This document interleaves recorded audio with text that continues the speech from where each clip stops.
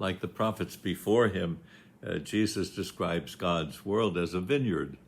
He does that in our gospel today. This world is God's world. We're tenants. We're here to care for God's vineyard and help it to flourish and to produce fruit. October the 4th, on the feast of St. Francis of Assisi, Pope Francis released an exhortation, Laudato Deum, on the climate crisis.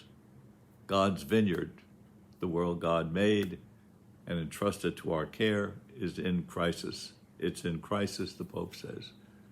The world in which we live is collapsing and may be near the breaking point.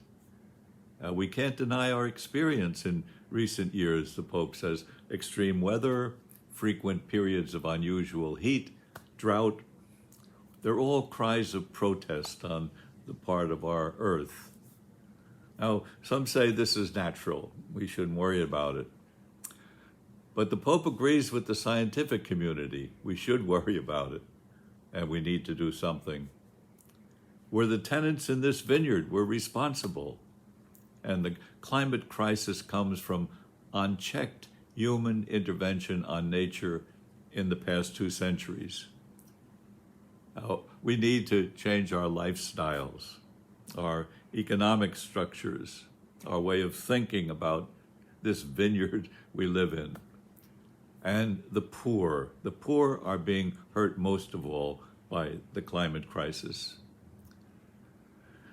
So we need to adjust our political structures because so far the nations of the world are not managing to deal with the crisis. And one aim of Pope Francis in his intervention is to urge the nations of the world to meet their responsibilities at the upcoming meeting on the climate, COP28 in Dubai. Another aim of the Pope is to urge all of us as tenants of God's vineyard to embark on a pilgrimage of reconciliation with the world that's our home. It's not enough to say that this crisis will be solved by some new technology, and that's all we need.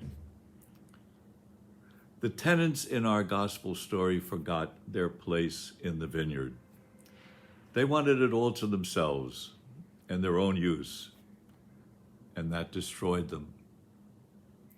We're all part of the universe under God, linked with unseen bonds, and together we form a kind of universal family, a sublime communion, the Pope says.